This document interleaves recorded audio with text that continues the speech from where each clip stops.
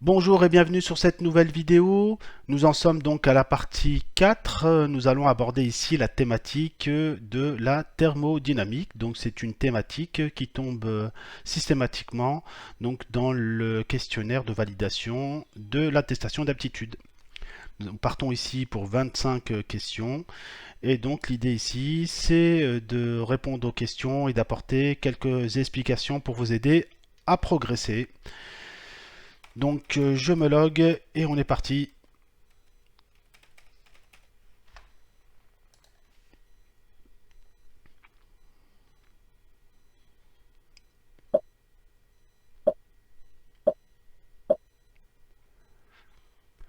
Question 1. Lorsque le fluide frigorigène traverse l'évaporateur, il...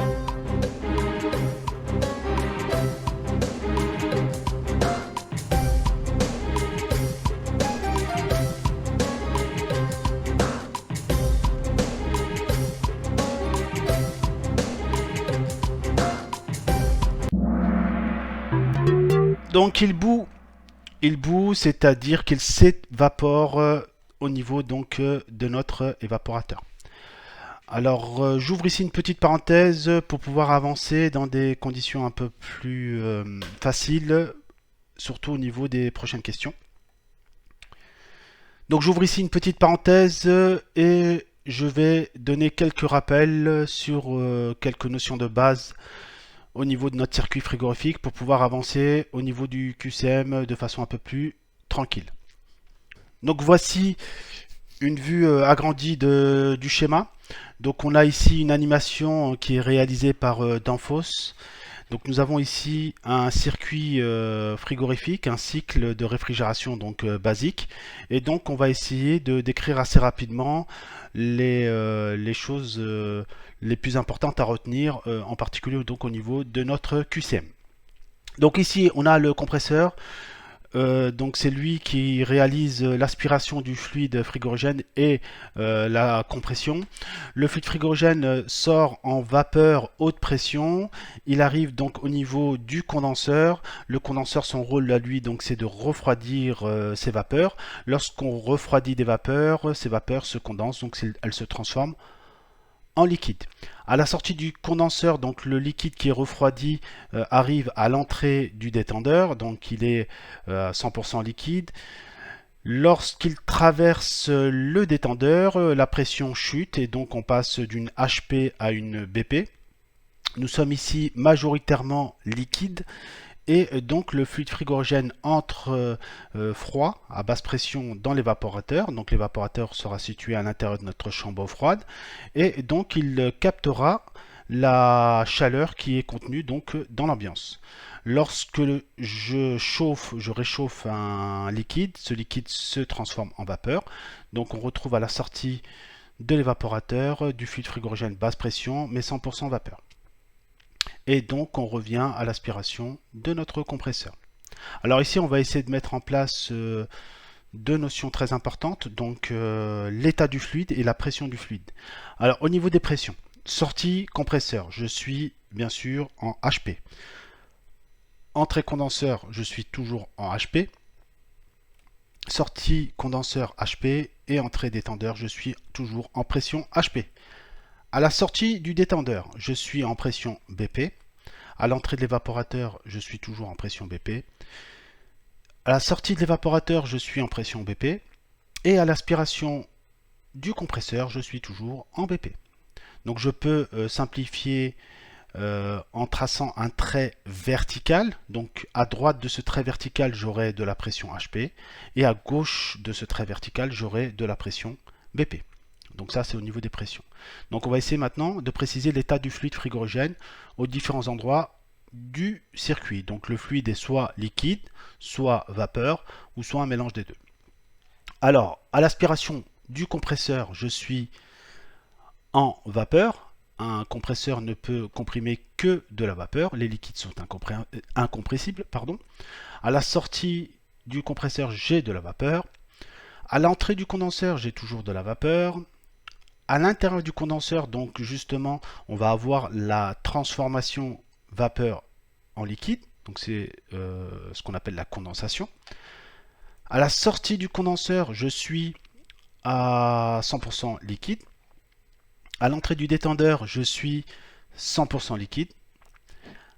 À la sortie du détendeur, donc là c'est un peu plus délicat, je suis majoritairement liquide, donc généralement je suis à 80% de liquide pour 20% de vapeur.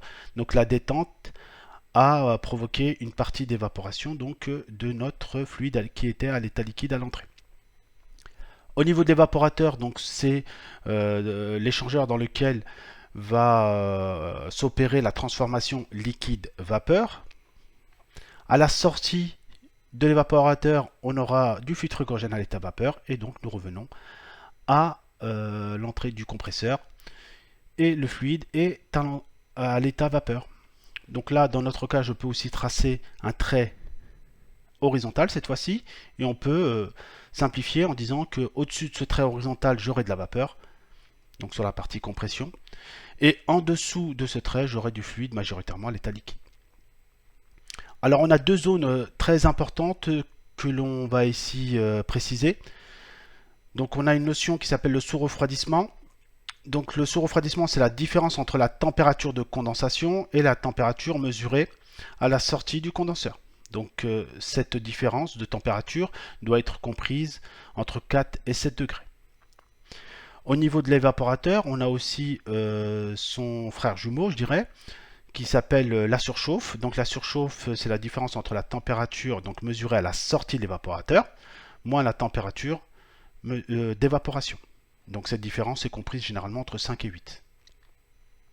Donc voilà, donc là j'ai posé quand même les bases pour pouvoir répondre sereinement à toutes les questions du QCM. Donc on peut revenir à notre QCM. Donc revenons à notre QCM. Donc dans l'évaporateur, le fluide frigorigène bout.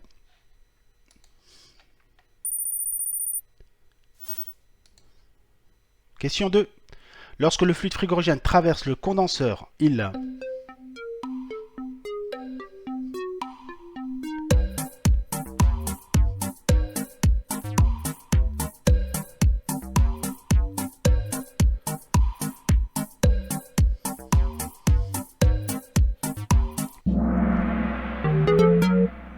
Donc il se condense, c'est-à-dire qu'il passe de l'état vapeur à l'état liquide.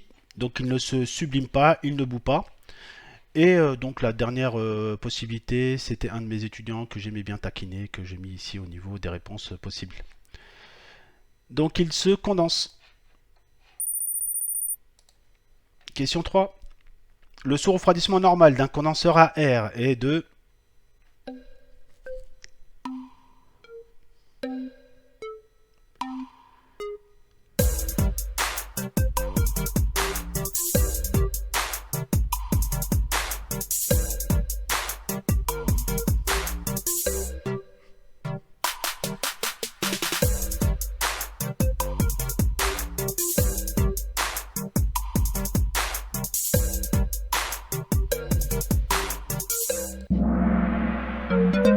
Donc c'est entre 3 et 5.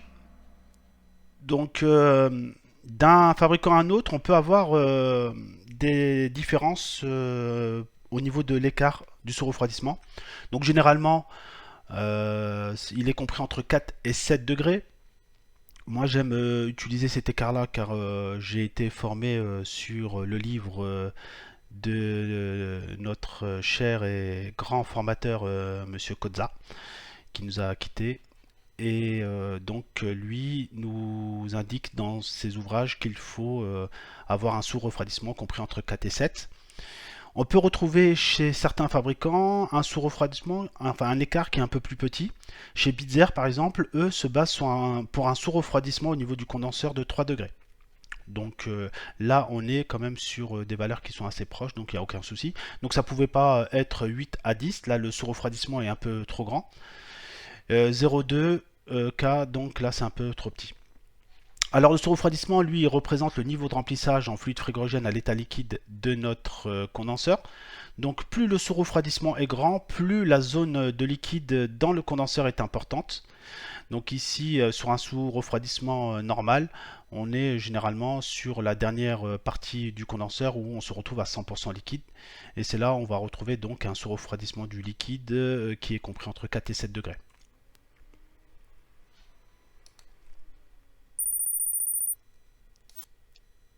Question 4. Le sous-refroidissement normal d'un condenseur à air, donc on repart sur la même question visiblement.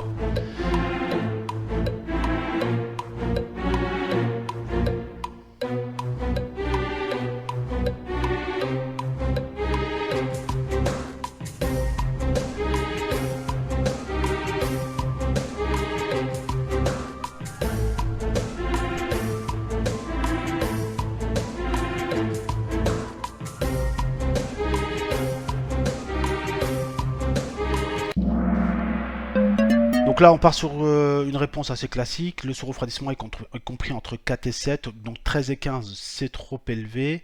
Et 2 et 3 degrés Kelvin, c'est trop faible. Donc là, on est quand même sur des installations qui sont vivantes, entre guillemets, hein, qui vivent. Hein. On introduit des denrées à l'intérieur de la chambre froide, la température extérieure diminue, augmente durant la journée. Et donc, le sous-refroidissement n'est pas constant tout au long de la journée.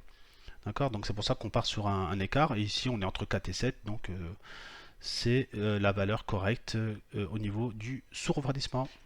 On continue.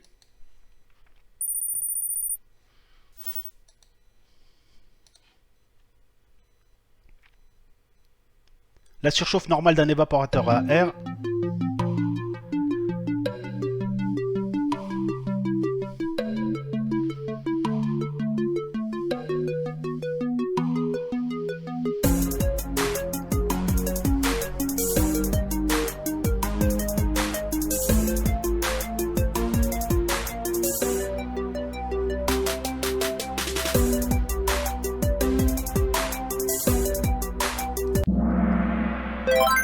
Entre 4 et 8, donc comme pour le sous-refroidissement, on a certains ouvrages qui nous donnent des écarts un petit peu différents, mais qui sont quand même assez proches dans l'ensemble.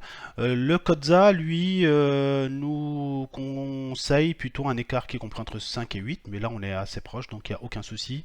La bonne réponse était 4 et 8, 13 et 15. C'est une surchauffe qui est trop élevée, entre 2 et 3, c'est une surchauffe qui est trop faible. Alors, la surchauffe représente le niveau de remplissage en vapeur, cette fois-ci, de notre évaporateur. Plus la surchauffe est importante, et plus vous aurez donc de la vapeur à la sortie, plus vous aurez de la vapeur dans l'évaporateur.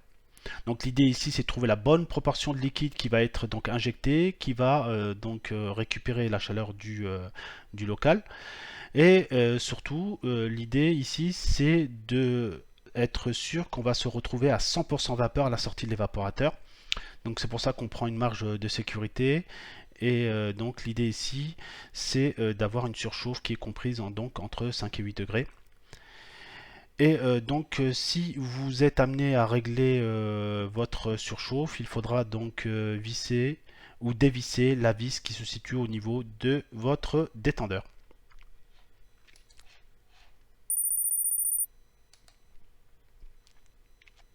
Le sous-refroidissement, c'est la différence entre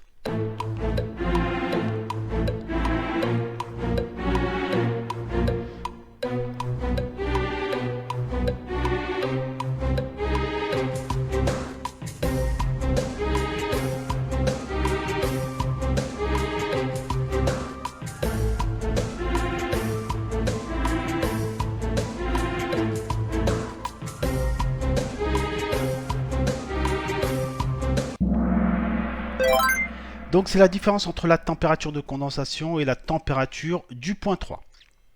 Alors là, je vais ouvrir donc une petite parenthèse et faire un point assez rapide pour vous donner quelques éléments essentiels au niveau du diagramme enthalpique.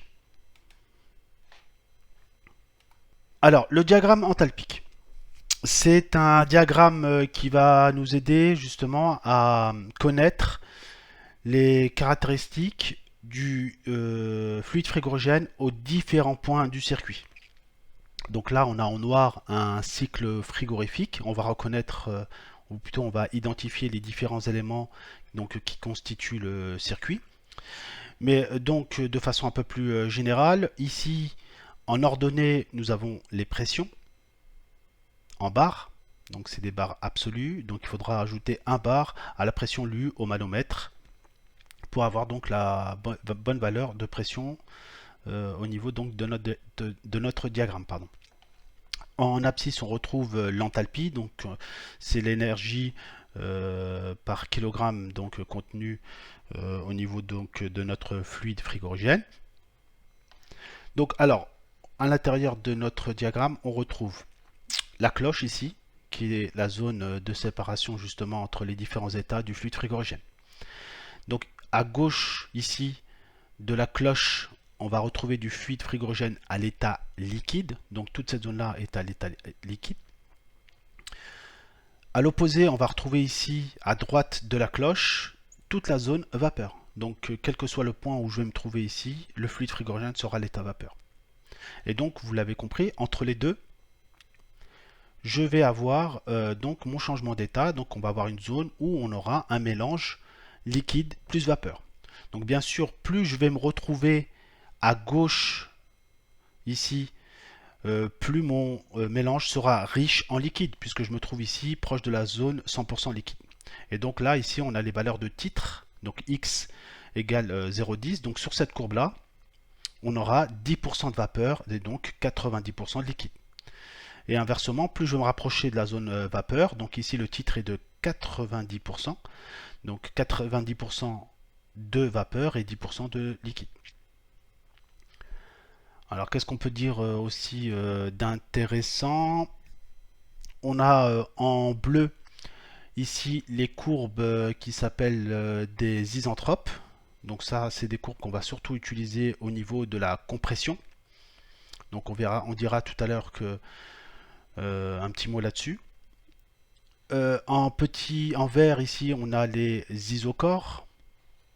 En rouge ici, on a les isothermes. Donc ici, par exemple, sur ici l'isotherme moins 20, par exemple, si on part sur cette courbe-là. Donc ici, en rouge, on a l'isotherme 20, moins 20. Et donc tous les points qui se situeraient sur cette courbe-là seront à moins 20. Donc à l'intérieur de la cloche, l'isotherme, par contre, change d'orientation. Ici, on devient horizontal. Donc ici, nous sommes sur l'isotherme moins 20. On repart tout droit comme ça, avec un trait vertical. Pardon. Donc on a dit précédemment que on avait dans un circuit frigorifique de pression la BP. Donc ici, la BP est égale à 4 bars. Et la HP qui est égale à peu près 19 bars ici. Donc tous les points qui seront donc situés entre la sortie du compresseur ici, le point 2, et l'entrée du détendeur ici, le point 4, seront sur l'isobar HP, donc l'isobar 19 bars. De la même façon, de la sortie du détendeur jusqu'à l'entrée du compresseur, donc c'est-à-dire entre le point 5 et le point 1, nous aurons de la BP, et donc nous serons sur l'isobar 4 bars. Donc on peut dire aussi un mot sur l'état du fluide frigorigène. Donc le fluide frigorigène qui est aspiré à l'état vapeur au point 1 au niveau du compresseur, il est refoulé toujours en état vapeur, donc cette fois-ci à la pression HP, et donc lorsque le fluide frigorigène va entrer dans le condenseur, il va se refroidir, et donc il va commencer à changer d'état, donc c'est-à-dire qu'il va se condenser, il va passer de l'état vapeur à l'état liquide, et plus je vais m'approcher de la sortie du condenseur et plus mon mélange sera riche en liquide. Donc au point 3, je me retrouve avec un fluide qui est à 100% liquide. Donc de 3 à 4, on se retrouve sur la ligne liquide. Le point 4 ici, donc on est toujours en 100% liquide, mais on est à l'entrée de du détendeur, pardon. Donc la détente va créer donc une chute de pression. Donc on va passer d'une HP à une BP. Au point 5, comme on l'a dit, on était aux alentours de 80% liquide et 20% vapeur. Donc le point 5, si on lit son titre, on est bien aux alentours de 18-17% au niveau du titre. Et donc le fluide frigorigène entre dans l'évaporateur, il va capter la chaleur. Donc c'est pour cela que entre le point 5 et le point 6, l'enthalpie va augmenter. Donc là vous voyez qu'en termes d'énergie, le fluide frigorigène passe de 220 à 410 kJ par kilogramme. Donc on voit que le fluide frigorigène a bien récupéré la chaleur. Et lorsque un liquide, on lui apporte donc de la chaleur, il se transforme en vapeur. Et donc au point 6, on retrouve du fluide frigorigène 100% à l'état vapeur. Donc là, on a pas mal avancé. On a dit On a précisé donc les différents appareils, mais bon là on peut refaire un tour du circuit assez rapide. Donc entre le point 1 et le point 2, donc on a bien sûr la compression. C'est une compression isentropique. Vous voyez qu'on suit les lignes bleues. Du point 2 au point 3, on peut simplifier en disant que nous avons notre condenseur, mais même si c'est pas tout à fait vrai, puisque l'entrée du condenseur doit se trouver peut-être quelque part par ici. Mais bon, on va simplifier en prenant cette hypothèse. Donc du point 2 au point 3, on va avoir la condensation du fluide frigorigène. Donc le fluide va se refroidir. D'ailleurs, c'est pour cela que son énergie diminue. Et donc, en se refroidissant, le gaz va se transformer progressivement en liquide. Donc au point 3, on retrouve donc du fluide frigorigène à l'état liquide à la sortie du condenseur. Entre le point 3 et le point 4, donc on va avoir la ligne liquide. On aura donc les différents éléments, filtre déshydrateur, voyant de liquide et électrovanne.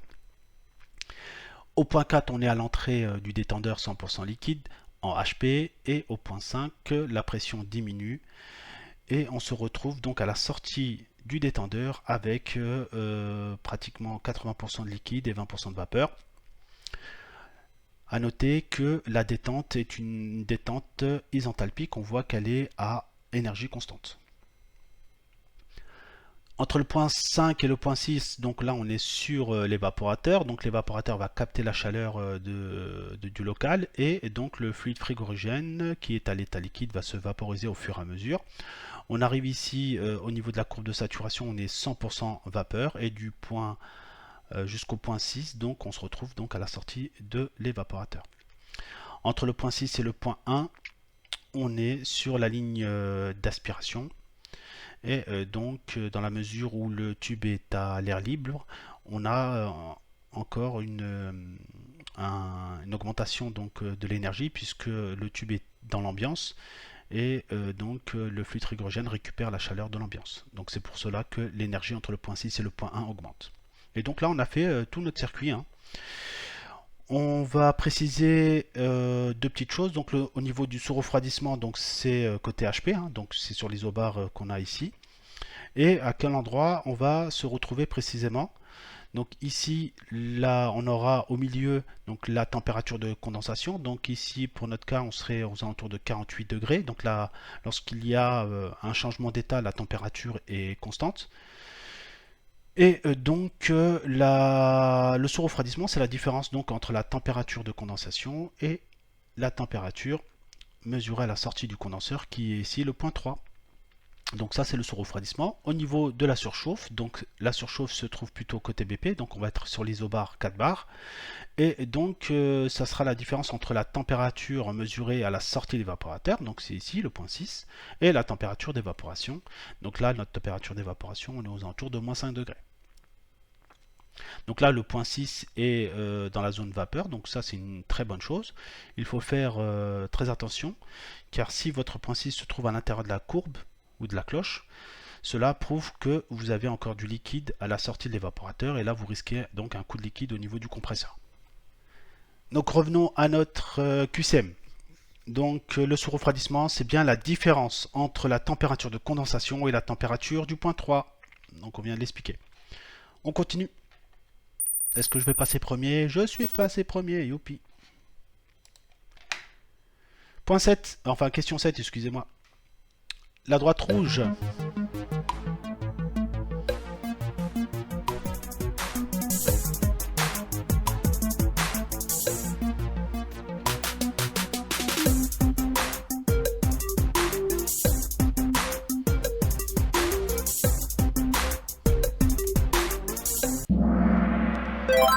Donc la droite rouge, c'est une isobar.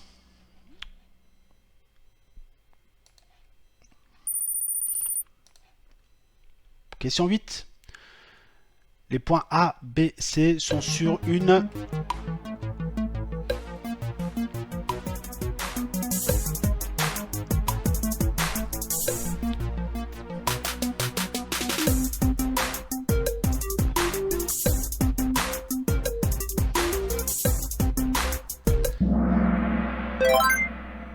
Donc c'est une isotherme. Donc ça a une forme de chaise, par exemple, on peut essayer de s'en rappeler en pensant à une chaise. Donc quel que soit l'endroit où je vais me trouver sur cette courbe, la température sera de 20 degrés. Donc c'est ce qu'on appelle donc une isotherme, iso comme même et therme comme température, donc même température. Question 9. Les points A et B sont sur une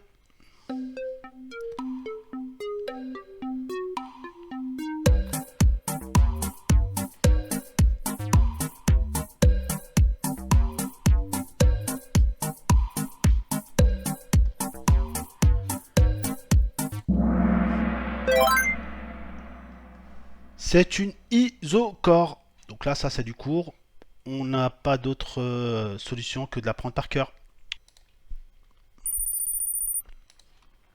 Question 10. Les points A et B sont sur...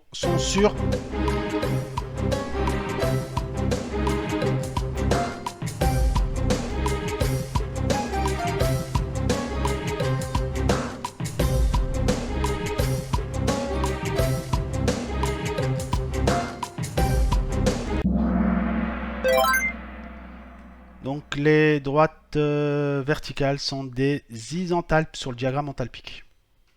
Donc ici, le point A a une enthalpie de 200 kJ par kg et le point B a une enthalpie de 200 kJ par kg.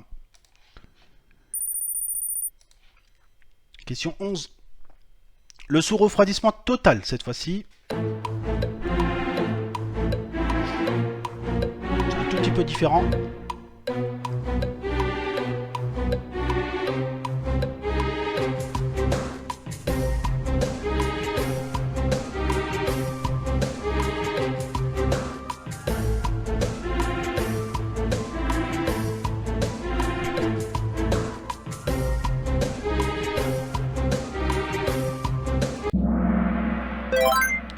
Donc le sous-refroidissement total, cette fois-ci, il est compris entre la température de condensation et la température du point 4.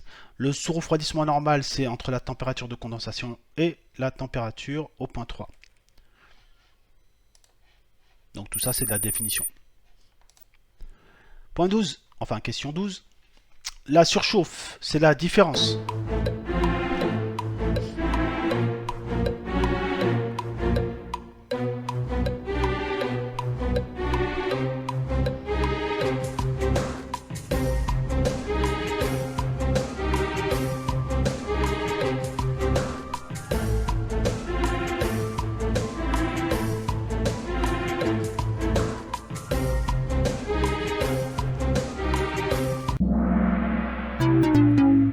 je me suis trompé.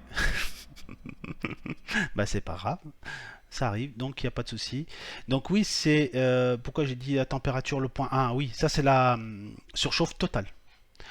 Donc là, la surchauffe normale, c'est la différence entre la température mesurée avec un thermomètre au point 6 et la température d'évaporation. Vais-je rester toujours premier? Oh, de justesse. Question 13. Bon, je vais essayer de rester concentré. La surchauffe totale, cette fois-ci. Bon, là...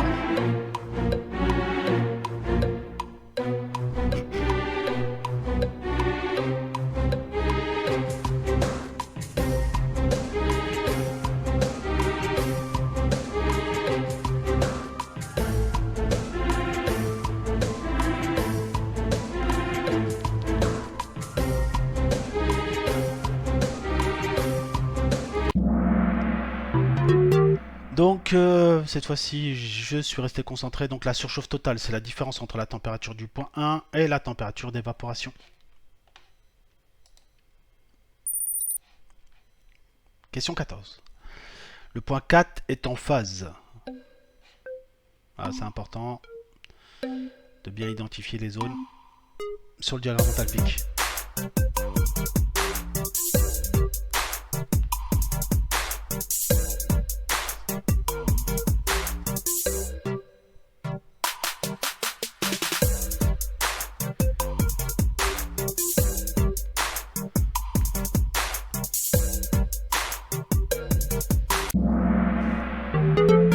Donc le point 4 est en zone liquide, c'est l'entrée du détendeur. Et donc sur cette zone à gauche ici, on est en liquide. À l'intérieur de la cloche, on va se retrouver sur un mélange liquide-vapeur plus ou moins riche en fonction de l'endroit où on va se trouver donc à l'intérieur de la cloche. Et sur la zone vapeur ici, par exemple, le point 1, le point 6 et le point 2 sont 100% vapeur.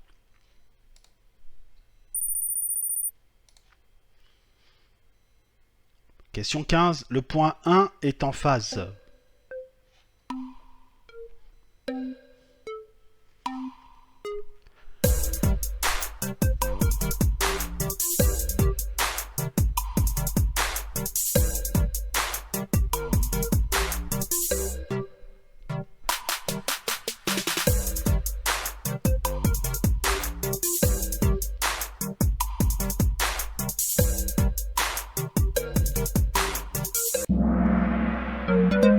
Donc le point 1, c'est l'entrée du compresseur et ici donc on est sur la zone 100% vapeur.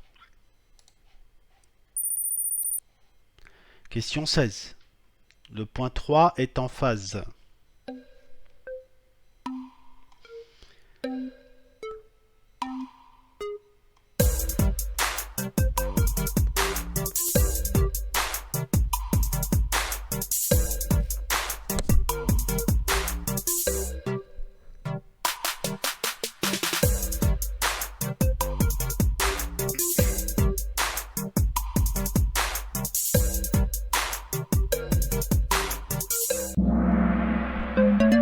Donc le point 3 est en phase liquide. On est à l'extérieur de la cloche et sur la gauche, donc on est sur la zone liquide.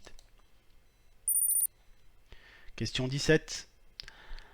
Le travail de compression se situe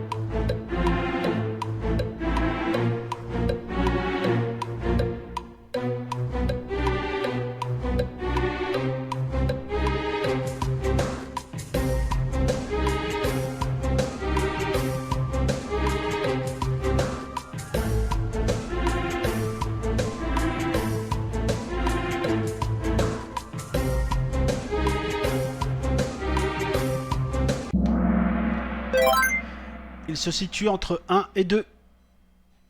Donc on voit bien qu'on passe d'une BP à une HP dans la zone vapeur et le seul appareil donc, qui a ces caractéristiques-là, c'est le compresseur.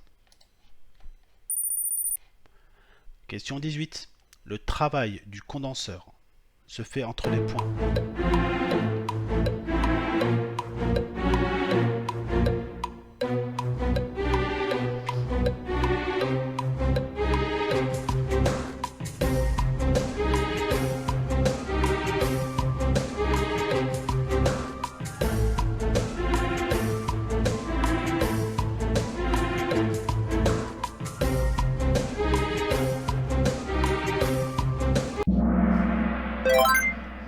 Donc c'est entre le point 2 et le point 3. Donc même si c'est pas tout à fait juste, car l'entrée du condenseur se situerait plutôt dans cette zone-là.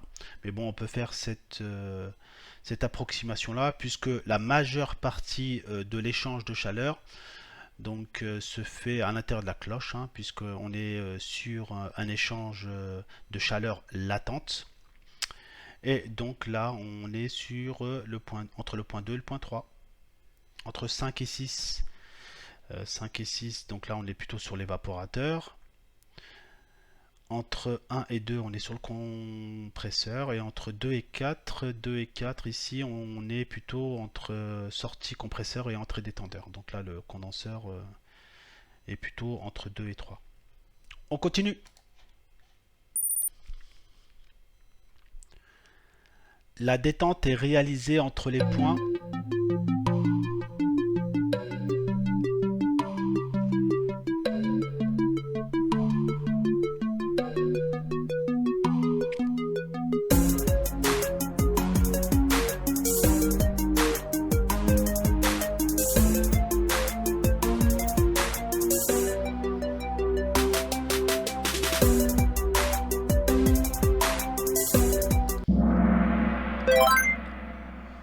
entre les points 4 et 5, donc on passe bien d'une HP à une BP. Et donc le seul appareil qui réalise un abaissement de la pression, c'est bien le détendeur. Question 20. phase 2, le point 2, le point 2, le point 2, la phase du point 2.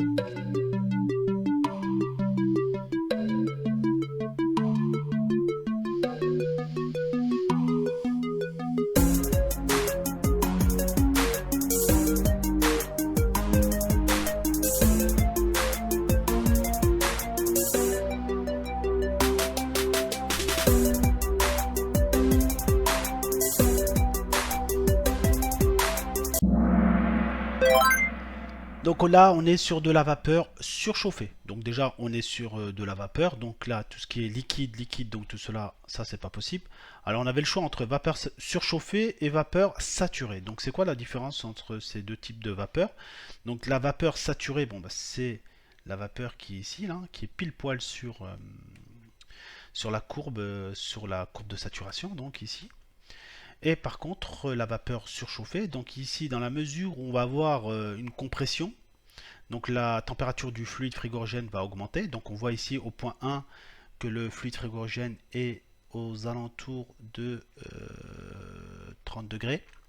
Et au point 2, donc la température du fluide a augmenté. Et là, on se retrouve vraiment au-dessus de 70 degrés. Et on serait plutôt aux alentours de 90 degrés. Et donc là, on voit que la vapeur est beaucoup plus chaude ici au point 2 qu'au point 1. Donc on dit que c'est de la vapeur surchauffée. Donc tout ça, c'est des définitions. Hein. Si vous avez un petit peu de mal, apprenez ces définitions par cœur et vous aurez tout le temps de digérer toutes ces définitions. Question 21, allez, encore 5 questions. Lorsque le fluide frigorigène traverse le détendeur thermostatique, son enthalpie...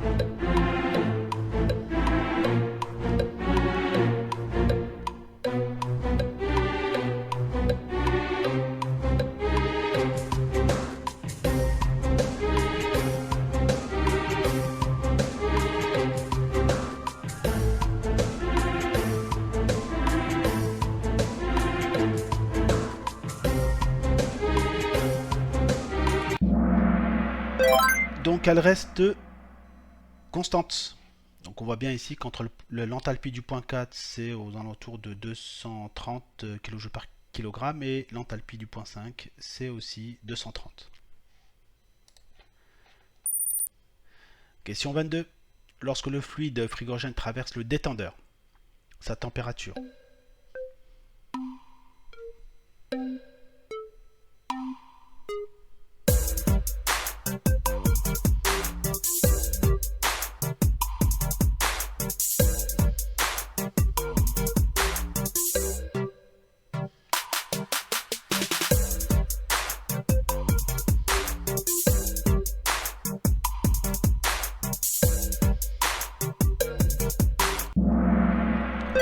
Donc la température diminue, donc c'est la relation pression-température. Si j'abaisse la pression, j'abaisse aussi la température. Donc ici, le fluide frigorigène entre en niveau température à 10-20, on va dire à 22 degrés. Et sortie détendeur, je me retrouve ici sur la droite horizontale à quelque chose comme moins 8 degrés.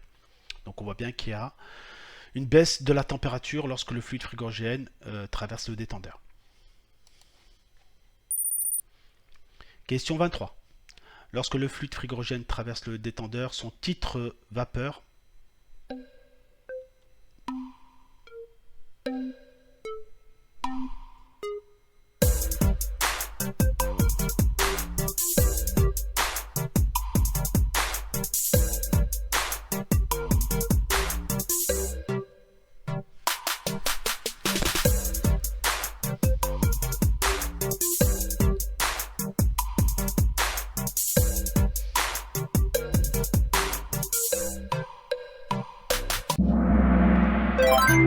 j'ai pas répondu dans le temps imparti. Bon, c'est pas grave. Donc le titre vapeur augmente. Donc ici au point 4, lorsqu'on est à l'entrée du détendeur, le titre vapeur est égal à combien?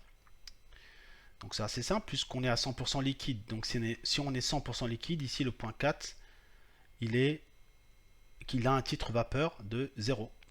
Donc là, le titre vapeur à la sortie du détendeur, on a dit qu'il était égal à peu près à 20, à 0,20 pour, on va être un peu plus précis, à 0,18.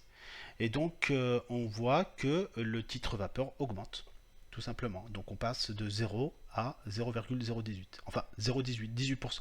C'est-à-dire qu'on passe de 0% vapeur à 18% vapeur.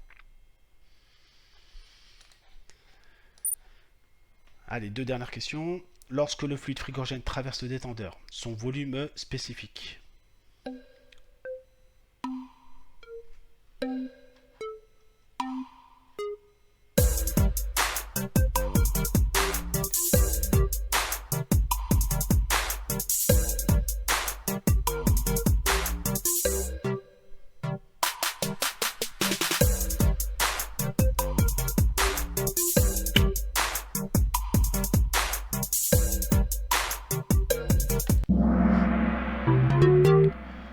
Donc le volume spécifique augmente dans la mesure où le titre vapeur, donc la vapeur ça prend plus de place que du liquide. Donc le titre vapeur augmente, donc le volume du fluide frigorigène prend plus de place et donc on a un volume spécifique qui augmente.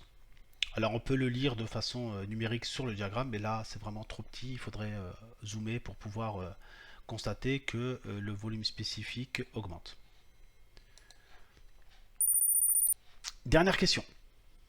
Question 25. Sur le diagramme enthalpique pH, quelle phase représente les isentropes?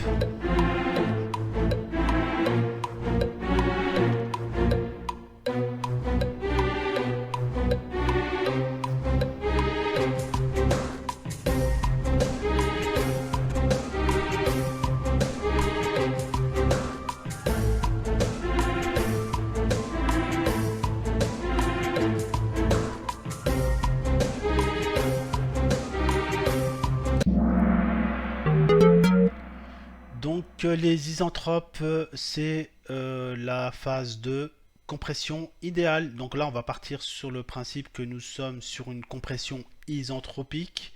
La compression isentropique, c'est une compression parfaite, sans frottement, sans échange de chaleur avec l'extérieur. Et donc, c'est-à-dire que toute la puissance électrique est restituée donc au fluide frigorigène. Donc, on n'a pas de perte si vous voulez. Mais dans la réalité, vous vous doutez bien que c'est pas le cas. Et donc on a fini. Bravo à vous si vous avez tenu les 25 questions. Donc j'ai fait 2 erreurs, hein, je crois bien, oui, c'est ça, 2 erreurs d'inattention. Donc il faudra essayer, vous, de votre côté, de rester concentré un maximum, parce que c'est vrai que c'est pas évident de garder son attention active durant tout le parcours d'entraînement. Donc ça sera tout pour cette partie-là. Donc il nous reste encore la partie 5, les composants. Et donc je vous remercie pour votre participation et je vous dis à tout de suite pour la suite et prenez soin de vous. Ciao.